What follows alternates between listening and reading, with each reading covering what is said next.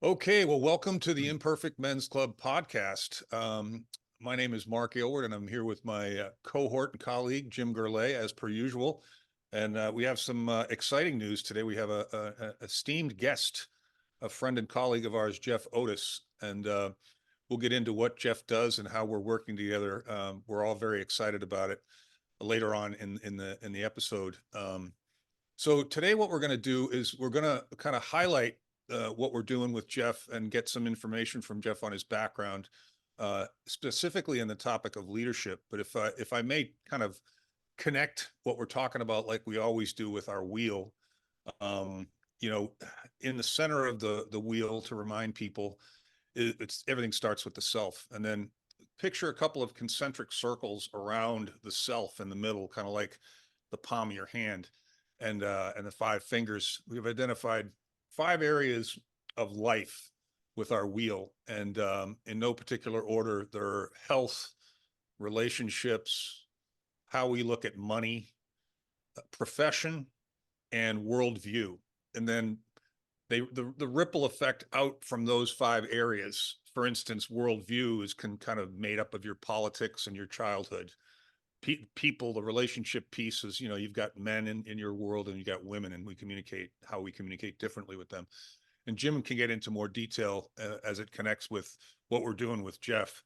But I think the two kind of self hyphen themes that we're going to weave into this conversation as well is our self-awareness and self-confidence, because I think we're all collectively in the same camp with regard to, becoming a leader begins with self-awareness, and then immediately one needs self-confidence in order to act on those leadership traits. Let me just read, as I like to do, the definitions of self-awareness and self-confidence. So self-awareness is the ability to tune into your feelings, thoughts, and actions. Being self-aware also means being able to recognize how other people see you. And then self-confidence, feeling of being sure of yourself and your abilities rather than feeling superior to others. Kind of an important distinction there. So Jim, I'll toss it over to you, and then you do your thing, and then we'll bring Jeff into the conversation and go from there.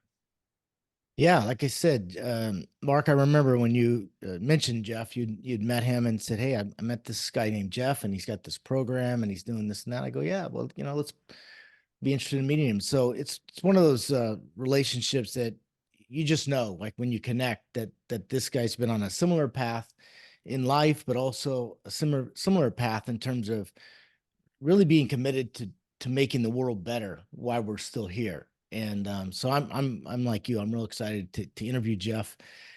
We have, we all have obviously some similar backgrounds, but let's get into it. And what I'm going to do, like kind of we did with our last guest, is we'll go for a lap around the flywheel and get to know him, and then talk about how we're going to work together going forward. So Jeff, welcome.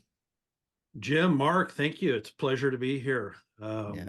Been listening to the podcast, a fan of the podcast, and you guys are doing good work. All right, I appreciate it. Right Well, I'm back going to at you. start off randomly, as it goes, right, Mark? No particular order, but let's start off with worldview. Tell us a little bit about uh, your uh, your childhood. Where you're from, and the two subcategories of childhood, of course, is your heritage and your spirituality. You can get into that as much as you want, but it tells us a lot about who you are, where you're from. It's a quote that I say, the most important thing in life is be proud of who you are, that's your family, and where you're from, and embrace that. And of course, in America, anything's possible for those who want to work. And Yeah, so, I yes. could. Yeah, I couldn't agree more. I'm fortunate to still live in the community that I grew up in. That's how proud I am to be, uh, of where I grew up in the childhood and so forth. But I'm over here in Beaverton, Oregon, All right. suburb of Portland, maybe better known as the home of Nike. Mm-hmm. But growing up, I grew up in a community that was full of supportive parents, full of good leaders, people that were just engaged in life and engaged in helping youth grow. I played sports. I was really active in baseball and basketball. Played baseball throughout high school, played at Oregon State. And just a really supportive childhood that, in terms of great leaders and mentors and coaches and parents and people around me. Yeah, very cool. And that explains your worldview, right? It's like you said, it probably is become just inherent in your mission in life is to help others. And again, we'll get more into that, towards the end about, the program that you're working on.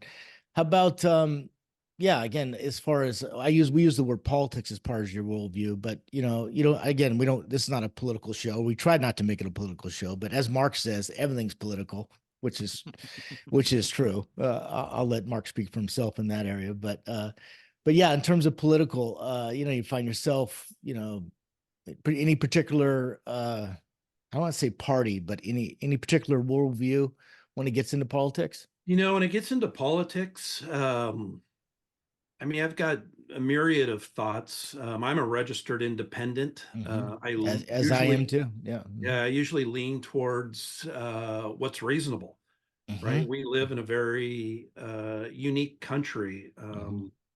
It's divided in a lot of our thinking. It's divided in a lot of the messaging that comes to us.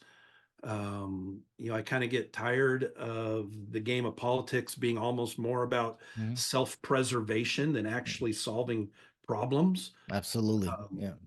And what I really, years ago, it became very important to me to become a student of what do great leaders do and what do they look like and how do they act and how do they inspire people to move forward. And so when I think of politics, I try to stay out of black and white. I try to live in the gray area and I try to look for what's reasonable.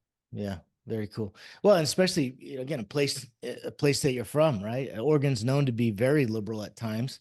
At the same time, has some pretty core traditional values as well, right? It does. Yeah, it's a unique. I often refer to Oregon as like Disneyland for adults, right? Yeah. Like there's some structure to it, and there's a lot of little unique opportunities and niches. It's a very creative environment. Obviously, we have a large craft brewery, craft coffees, craft everything, and so it's. I don't think people out here like to be put in a box, so to speak, and often are looking for what's just good for the person next to me is good. Can be good for me too. Yeah, very cool. Let's talk about people. And again, it's designed to be very broad, but there's no question that people are a big part of our life. So I always like to start off with separating that between men and women. But in terms of your relationships with how do you think the relationships with whether your grandmother, your mother, of course, your wife, you have daughters, whatever it is, how do you think that has shaped who you are today and to this day, plays a role? I think it's an important aspect. Growing up, like I mentioned, I had a brother and I had great parents. Was always playing on athletic teams, and so I was always surrounded by a group of guys and men, and we were often moving towards a common target of winning a championship or whatever that goal was. And then when I went into the world of work, I started in the employment staffing industry, and it was an industry dominated by women. And it's somewhere throughout my life, I really had a hard time distinguishing how I communicate to one versus the other. This is one of those areas where I might push back a little bit on the wheel and say, look, people are people. And that's been at the core of a lot of the work I've done over the years. It's just how do we relate and motivate and help people on a people-to-people scale, whether you're male or female.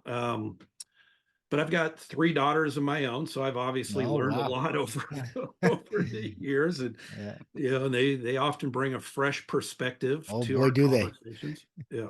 Yeah. Adult daughters? 2 of them are adult, and 1 is finishing up high school. All right. Yeah. And they're all kind of growing up in this world where, honestly, it's a lot different than the world we grew up in. No question. And we learn by them. No question. Yeah.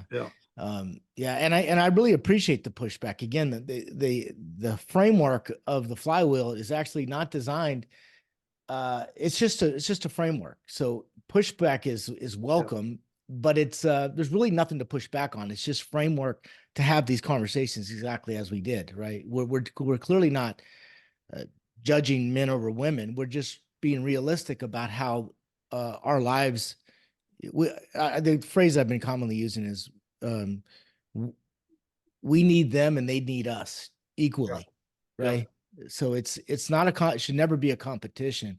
It Yep. should be embracing the differences, whether it's masculinity or femininity, whatever that is, all the way through. So, but Yeah. I do appreciate a little bit of pushback on anything because it creates great talk, right? It creates, Well, yeah, and what I do appreciate about just separating it and yeah, starting with the self and talking about people and talking about yeah, men and women is what I really appreciate about it is that you put a person in a position of considering how do I communicate to yep, this other individual, yeah, right? And obviously, we can get deeper into effective communication, but just getting somebody to pause and consider who am I communicating with and yeah. how's that communication going to go is a game changer. Yeah.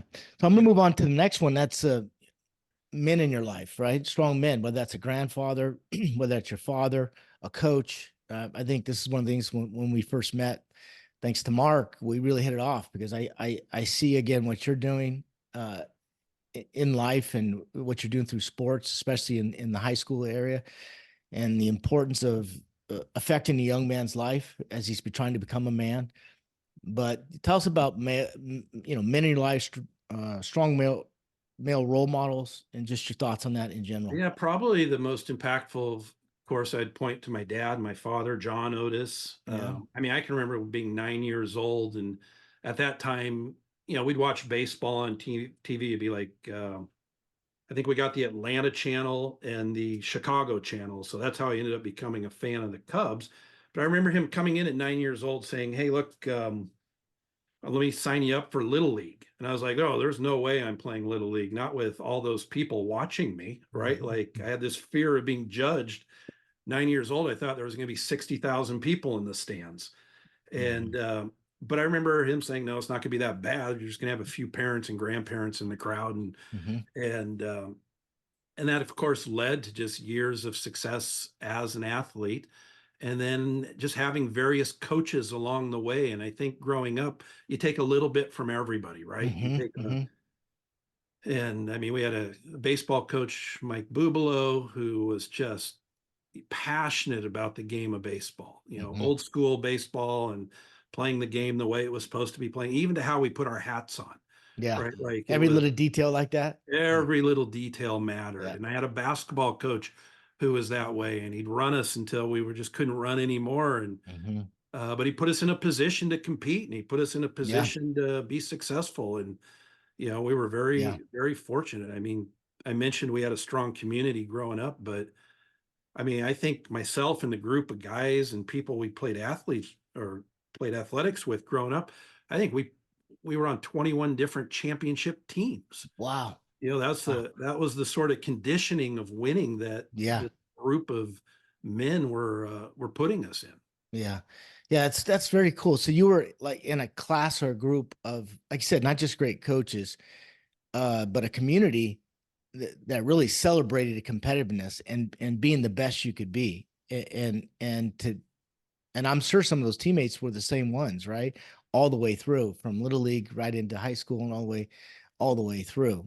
Yeah, we had we had our little league. It grew into Babe Ruth at the Yep. time, and it just Yep. goes by different names. Then we all ended up at kind of the same high school, which was the Yeah. largest high school in Oregon at the same time. And right next Yeah. door we had Nike growing up with the whole "Just Do It." Interesting, especially at that Oh, time period. yeah, Yeah. that time period, Yeah. and then of course after high school, some of us were fortunate to go play Mhm. college. Or, I mean, a really fun story is like when I was a sophomore in high school, we had on a baseball team in high school, we had 13 guys who played D1 or went pro in something Wow. off a Phenomenal. baseball team. There's only 9 guys on the field. Yeah. like Yeah. that was we were very fortunate to have a Yeah. group of athletes kind of coming through that wave at the same time. It's very cool. Yeah. Yeah. Again, I don't want to get off topic, but I had this a Yeah. similar experience. I played varsity as a sophomore, and again, we won the we won the whole entire league that year. The year before they won NCS, North Coast section champions.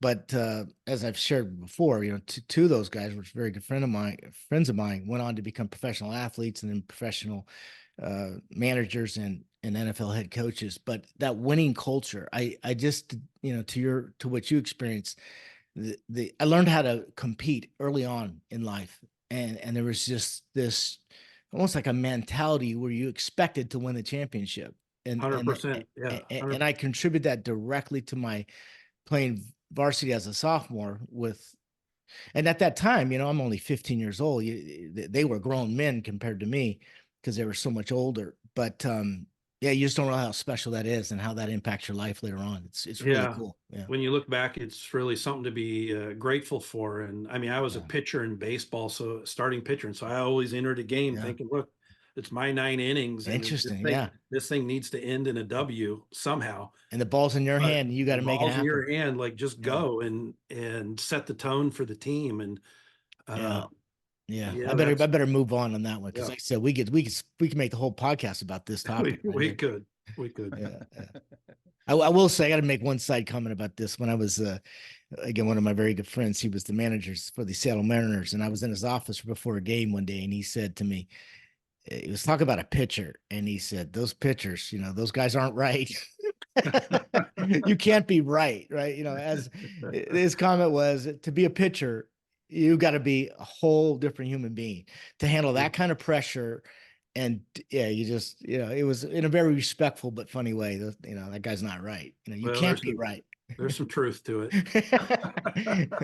All right. So let's talk about health. Health, and again, the importance of, which I find, equally, mental health and physical health. And what are your thoughts about that? And just in your life and just in general.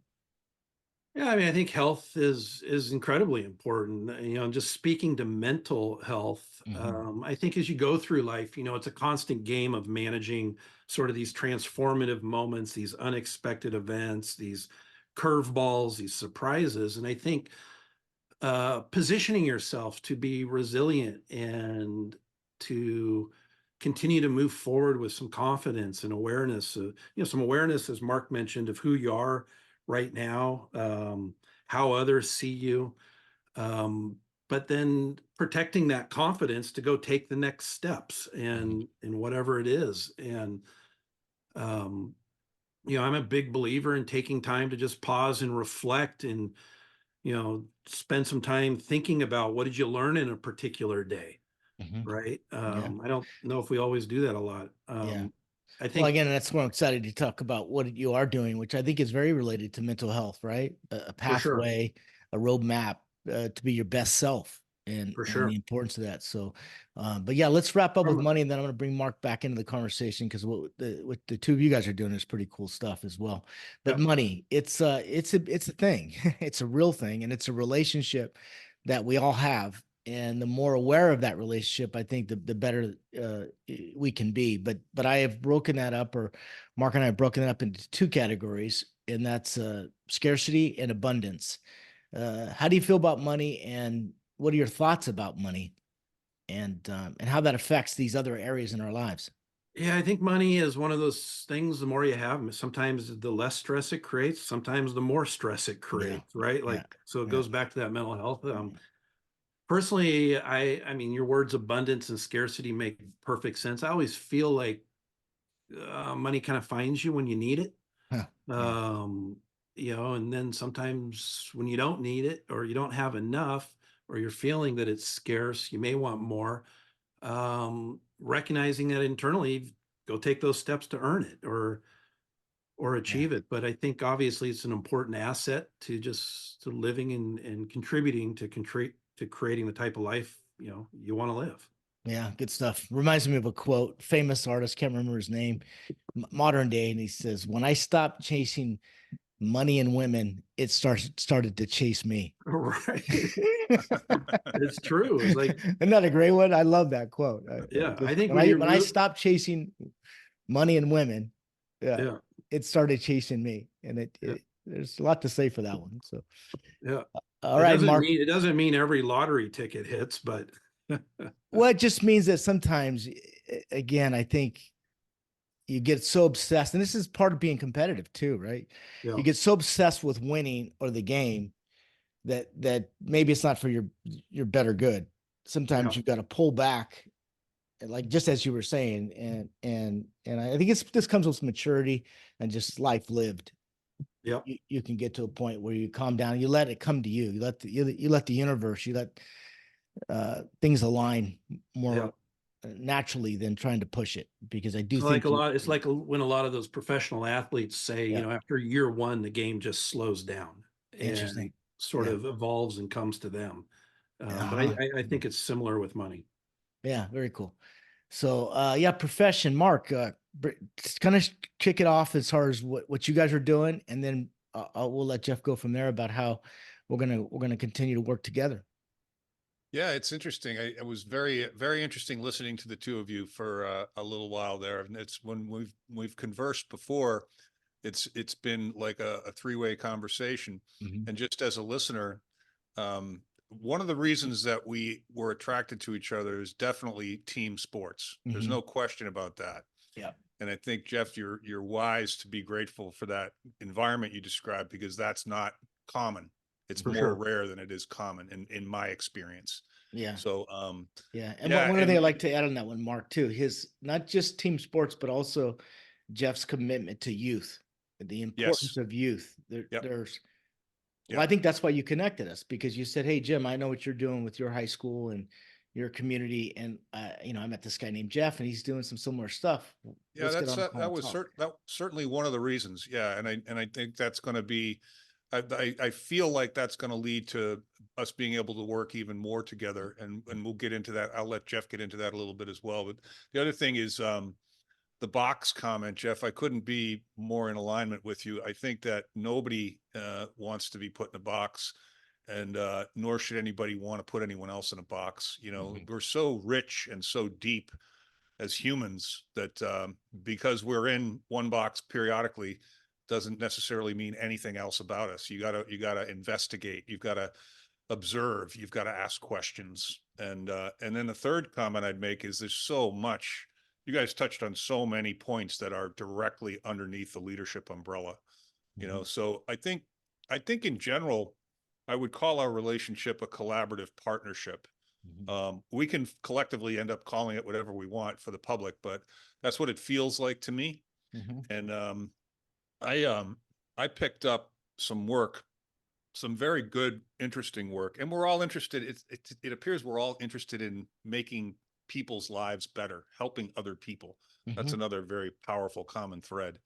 Um, but long story short, I picked up after Jeff and I had had a few conversations, and after I'd introduced him to Jim. Um, I got deeply involved with a client that came to me for leadership training. And even though I've been an entrepreneur for 30 years and have done quite a bit of leadership training, I never called it leadership training. Mhm. So Jeff's been very helpful in support of what I'm doing, and specifically the program that he's going to talk to all of us a little bit about became the first step in our delivery of leadership training to this organization. Because, and Jeff, I'll botch it up in terms of what we call it, but a program that begins the process for an individual to build his or her own roadmap of life. Mhm. And I won't bastardize it any more than that, Jeff. I'll bring you in and you can talk a little bit more. But and how we kind of introduced it into the business relationship with our client. It's slid in really nice, like it was built for. We were built for one another. So speak to that a little bit, Jeff, if you would.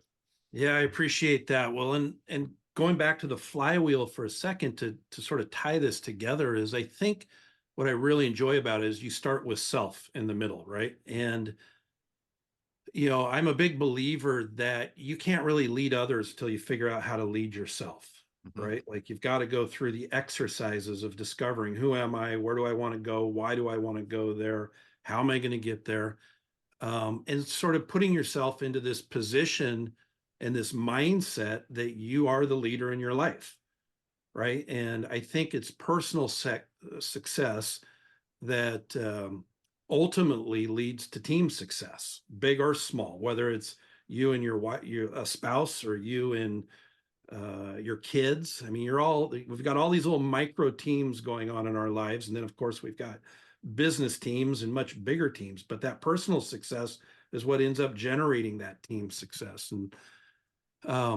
I think, Mark, when we kind of were first meeting, I think what I was really impressed with was you were vulnerable and sort of threw it out there to the community on LinkedIn and said, hey, look, I'm taking on this program. I've got it pretty well underhand, but I could use a little support or some ideas. And a long time ago, I was introduced to what I think are the 5 most powerful words in life. And they're just, how can I help you? Right. And I think that's how I answered. And that started some collaboration. And Hey, Jeff, but just so because I got a little bit off track, but I wanted to kind of set you up. But as far as your profession, before you start to get too much in the program, tell us a little bit about your profession. Again, I know you've been an entrepreneur, Sure. you've done some things, and then I want to hear more about the program, which is the project OTY. Correct. Yeah. So after college, I went into the employment staffing industry for 15 years. Oh, and interesting. Was responsible for building recruiting and placement teams around the country. Over the course of the 15 years, I probably interviewed about 12,000 people. Wow. Probably had about 20,000 employees I was responsible for, and very fortunate to work for a company that spent about 17% of its revenues on personal development, leadership development, self-awareness, social and emotional type trainings, just a combination of trainings that, most people will never So get. staffing, similar to what you're doing, Mark, or recruiting and staffing is different, just for Yeah, someone like yeah. me that doesn't Jeff know and the I have talked difference. about this. Yeah, we Yeah. both have relatively similar backgrounds to a point, and then we went in a little bit of a different direction. But yeah, that's another common thread, I guess, for lack of a better phrase. Yeah. I didn't know. That's why I didn't want to miss this part before we start talking about the Yeah, no, program. I'm glad you brought it up, because, it was during those years that it really became clear for me that no two people are the same, right? Like everybody's got their unique moments, their influences, their unique experiences that really kind of define how they think, who they are, what they believe. Yeah. And one of the challenges and why I ultimately left that industry is I'd see people going through life and they'd hit a tough moment, a curveball, transformative moment. And at that moment was so critical. It seemed like people distinctively went down one of two paths. They either went down the path of being kind of a victim of that moment, demonstrating victim behaviors, pointing fingers, blaming others, making excuses for the way life was working out, or they went down the path of sort of reinventing themselves, Interesting. Fascinating. Yeah. recrafting what a vision of success looked like for them, Yeah. and continuing forward. So, And you saw this over a 20-year period? over a 15-year period. Uh-huh. And it's what led me to leave and say, I kept asking myself, well, how do you develop a program that consistently moves people down path 2? Right. And then, so you're providing staffing for companies. What was a typical client back then for 15 years? What was the core function of that business? yeah, it was providing staff. So temporary employees, permanent placements, All different industries. all different industries, just about any job you'd find in an office or a warehouse or accounting. As the world of technology grew, it became IT staffing. Oh, interesting. So it was really, right? we were generalist in that respect in terms of the type of people that we were placing. We even did some executive recruitment. But it was that sort of watching that behavior and watching that trend play over and over again that said, look, we got to do something different. And the world of, if you think back, that was 2005, and that's when the internet was evolving. And Facebook came out in 2000. iPhones were starting to come. I think the first iPhone was sold in 2007. And so I kind of went into the world of digital advertising for the next 15 years, software the world changed in development. 2008. There's no question. That's when the world changed. Yeah. And technologies particularly. Yeah. Yeah, my daughters were in their teens. I'm Mhm. watching how the speed of life, the speed of information coming Mhm. at them, and saying, look, no one's prepared these young adults for how to even manage life in today's world, right? Mhm. And it became concerning. Like, I had the privy of seeing the backside of the internet and the data that was being collected and how it could be used for good or bad. And, we know a lot about that now, but at that time, I could see a message go out and we could move an audience, thousand people one way or 1,000 people the Mm. other way in terms of getting them to react in certain ways. And so somewhere it really dawned on me that, look, we've got to put the power back in the hands of people to craft and create and build the type of lives that they want to build for themselves. And we've got to drive home this idea of personal leadership and put them in a position to make choices and decisions that are authentic to them. Mhm. So Um, that became part of the OTY methodology.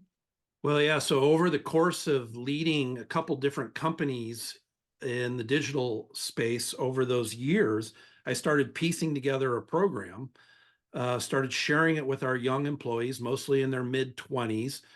And it was instantly a game changer. Mhm. It's a program that walks them through gaining clarity on really what type of life do they want to build for themselves. At the same point, developing personal leadership skills. I see the program as really being kind of this bridge between life coaching and leadership development. Mm. And all of a sudden, we saw young adults achieving, far more than their resumes or their backgrounds might have warranted. And as a result, we had two different companies that enjoyed 14 years on the Inc. fastest growing list. We were being voted at the same time, being voted a best company to work for. And everybody was saying, why didn't we learn how to do any of this in school? Mm. Right. And why didn't, and I mean, the reality is, I think, we're failing people to some degree in the world of education. Yeah. I've heard you say it, Jim. It's almost like we were walking them through socialism before we drop them off in capitalism, Yeah. Yeah. right? It And is. Yeah. And then expect them to survive or wonder why they don't. yeah, Yeah. Yeah. Because it's confusing. So similar to you, right, Mark? I mean, I've heard you say something similar in that after uh, being a recruiter, but working with, hundreds, if not thousands of people over the years, you started to Yeah. see similar patterns. And the core problem that wasn't being addressed was some of these issues that was unrelated to their career. It was just life decisions, life Yeah. patterns that Yeah, I always had a difficult time. I'm sure Jeff, you did too, separating the personal from the professional because we're driven so much by our personal lives and what we want and what expectations we have and what support mechanisms we have and how's our mental health, how's our physical health. And the thing that really got me was that my transformative moment, as you both know, was a pretty nasty divorce. But what happened as a result of that is I ended up with a much more of a responsibility for my kids. So when they became young adults and it was time to go to work, I helped them get jobs. And they were fascinated by the depth and breadth of my knowledge. To Jeff's points, there's so many things going on. And they said, you got to get this in front of more people. And so I moved from transactional to more of a coaching space. And I consider leadership one of the most important topics in the professional development spaces as well. And, um, and then I started talking to people in a slightly different capacity, but similar conversations. And it always began with, what do you do? And why are you doing it? Hmm. And I was astounded by how many people couldn't articulate what they did, and more importantly, didn't know why they were doing it. There was no purpose to it at all. Mhm. And that's why one of the things I was very attracted to about what Jeff was doing is he hits that head on, right? yeah, That's the whole ball, right? And so, and then some of those people, I think most of them, we would start talking about the possibilities, and no one was giving themselves permission to think outside of their own box, Mhm. yeah, right?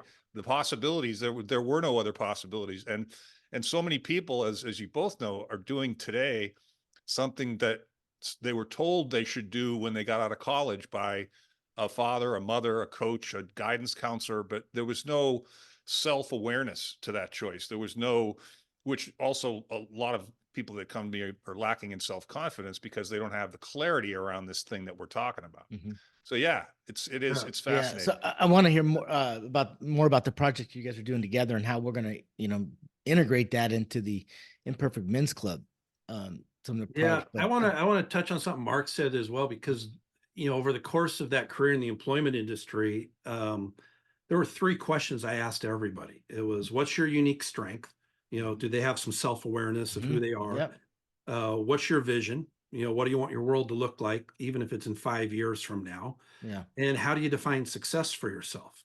Right? Asked everybody. Fundamental questions that there's no wrong answer, but you've got to at least have a starting point, right? You've got to have, and I found 90% of the people I asked those questions struggled to articulate answers with a level of confidence. And those that could were obviously doing great things, and they were on a path to building or achieving whatever it is they wanted to build or achieve. But to your question you just asked, I mean, in regards to the work and how we can support the men's club and this podcast is, I mean, throughout life, it doesn't matter how old you are, you're going to face these challenging or transformative moments, and there's going to be times where you need to reinvent yourself. Yeah. And in today's world, it's in some hands really easy because we've got all these tools and avenues that we can pursue. On the other hand, it's never been more difficult, right? Because there's so much competing information. And so really what our program's about, it's about getting you to pause for a little bit. We created 16 modules that we walk an individual through. We call it Build Your Roadmap. And there's variations for different age groups, but essentially you go through these 16 steps and you build your roadmap, and it becomes a very well thought out representation of what does success look like for you in 5 years or 10 or whatever time frame you put into the program. And I believe when you develop that North Star and you can see it, you start to believe it's possible. As soon as that you're believing it's possible is when you start to take action and actually end up achieving it. I'd like to expand. You said something, I think, that again, that I appreciate more now than ever before in life, and that's your North Star. It's a destination. And without a destination, you need a pathway, and you need a destination. Something also, another recent quote was about the importance of momentum. We have to think of it as like a bicycle, right? A bicycle, when it's stationary, you'll just tip over. You need momentum. But without a North Star, without a pathway or a roadmap, then and often people freeze. And what happens when you freeze on a bike? You fall over, and it's really hard to get up. That's a great analogy. Yeah, but it is a we all need momentum, and if you can have synergy or even a team of people that is helping you push that bike along, a little bit of momentum is what it takes in order to get more momentum, and pretty soon you're on a pathway to your North Star. And knowing that, and I in fact I had this conversation with my daughter the other day. I said, do you know that that she was flying to Japan? And I said, she's at a, she's in her 20s. So she's, like all of us are trying to figure it out, doing very well. But anyway, I said, that flight you're taking to Japan is off course 99.9% of the time. Right. It is. Right. Right. It's a destination that is constantly correcting itself.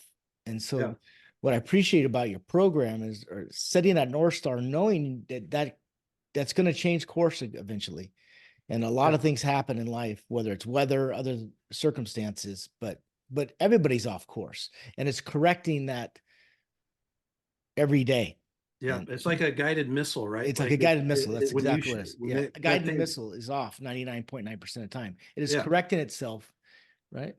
Yeah. Self-correcting until it hits a target. I'm also a big believer that most people are good people. Most people want to help others. Most people don't always see how they can help others, right? And so when you go through the process of developing your roadmap, you position yourself to now articulate to others, here's what I'm working on, here's what I'm trying to build, and you make it easy for them to understand. And then they'll lean in and help help you jump hurdles. And so what are some of the things you do in this program that you obviously it's your life's work, right? You spent your pretty much entire life developing this, and what I know Mark said, the results have been outstanding for his clients, but what are some of the things that you think are, let's just say, novel, that others, haven't been able to figure this out? What makes your program different? Yeah, I think it's I think it's the process of the critical thinking we're taking people through. Like you can go on the internet and there's information everywhere. Right. And a lot of it is explaining the what or the why something is important. What I always saw as a problem in developing this sort of leadership trainings or personal trainings is we often miss the how. Like, how do you actually do it? Right? How do you implement it? And Yeah. Well said. so we take individuals just through a critical thinking journey and sort of discovering the how in the process, because when life throws them that next transformative moment, we're creating a foundation for them to lean back on and repeat again. But like in the case of where we're supporting the work that Mark's doing, I'm a big believer that you can't lead anybody anywhere until you understand where it is they want to go. And when I look at the world of business and I look at teams and so forth, most leaders are flying blind, and for a lot of individuals, we're flying blind in our own life because we haven't given that critical thought. Yeah. Right. And so one of the, I think, unique aspects to this Build Your Roadmap program is not only do you as an individual go through and get a lot of your thoughts optimally organized, so you feel confident to move forward, you're creating visibility again for others to lean in and provide the type of support that you need on a one-to-one basis. Yeah. Hey, Jeff, I think it bears mentioning, and our relationship obviously evolves as we discover, and each one of us has a good idea or something changes. I think for anybody that's interested in the concept of what you're doing, the plan for us, I think, is to eventually get people that are listening to us here on this podcast to the next step being, if that sounds interesting to you, go check it out, Yeah. and then the journey begins from there, and it can roll up into all kinds of other customized personal development and professional development training, or it can just be, take that and then use that as a working document. Everybody at the client that I'm delivering this program to, I don't know if it was intentional or something that you had said to me, but I started to tell everybody, so this isn't over. This is just the beginning. Yeah, right? it's just the foundation. Foundation, and to your point, the transformative moments, no one is immune from them in life. So adjustments will be made, but now you have something to adjust from. Yeah. And so I thought that was helpful. And it also teased me up with now when I now am entering into the actual leadership training. I know who I'm talking to. I know what their aspirations are. I know a little bit of how they think. I can customize what I'm doing without, creating a whole lot more work. Yeah. So I found it to be a very insightful tool. I think for people who have ever taken an online course, it's modular, like you said. There's videos, there's transcripts, and there's 3 points in the course where you have to print out documents and give some critical thought. You have to kind of pause. And I love the word pause. You used it earlier, and it's just like, okay, pause now, go and reflect on, okay, if you want to do this, who do you have to enroll? What are your fears about that? And so on and so forth. It makes people go deep. And Jim said it, I say it all the time, you say it all the time. Most people don't go deep unless somebody else is pushing them to go deep, or something bad happens, and instead of being proactively prepared for it, they have to figure out how to react to it. So Well, you're so right. I mean, we live in this world just full of distractions. Like that guided missile can push us off course, right? Like you got to go deep, figure out that target. But what's exciting, I think, about the work you guys are doing and the potential for collaboration and being a part of it is, I just imagine this group of people listening to the podcast, being able to go through a process of building their roadmap and then bringing people back together to collectively support and solve problems and help one another, live their best life possible. I mean, there's a lot of reward in helping one another do so. Yeah, and I think that I'm going to ask all of us to consider. We're bumping up on our timeline, I think, and I just did we get everything across? Not that that's possible, and I envision that we'll be doing this again, and I look forward to that in case we missed anything, or to build on the other stories that will accumulate as we continue to have success with our partnership. Did we miss anything? Yeah, I don't know if we missed any, but I want to come in and just make some comments before we wrap up, because Yeah, one, how please much do. how much I appreciate, well, what Jeff says, what he said about the H, the how, right? I use this framework because I find that no matter what you're doing, you have to answer the 5 W's and the H, and that's the how, right? The 5 W's are, what is it? Who's doing it, where you're doing it, when you're doing it, and what's your why. It's very, very high level, but if you can't at least start off with the 5 W's, but like you said, and how are you going to do it? It's a huge, high level framework that I think applies to everything. The other thing was there's another quote of my favorite guys. I don't know. I'm in the quotes today just because I've been traveling for 10 days, so I've had times, but I don't know if you heard this is Thomas Sowell. You familiar with Soul, him?